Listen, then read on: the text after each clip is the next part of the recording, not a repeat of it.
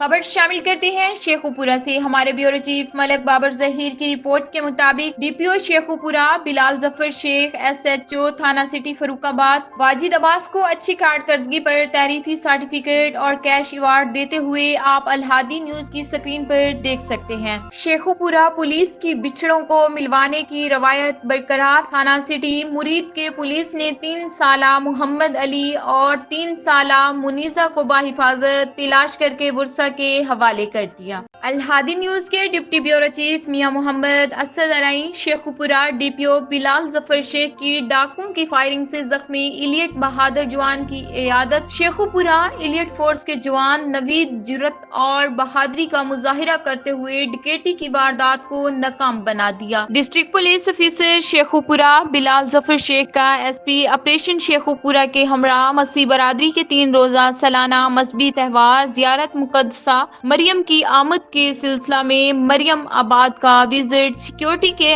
انتظامات کا تفصیلی جائزہ لیا۔ اس 3 روزہ تقریب میں اندرون اور بیرون ملکوں سے مسیح برادری کی اپنی مذہبی رسومات کی ادائیگی کے سلسلہ میں ہر سال ایک بہت بڑی تعداد شریک ہوتی ہے۔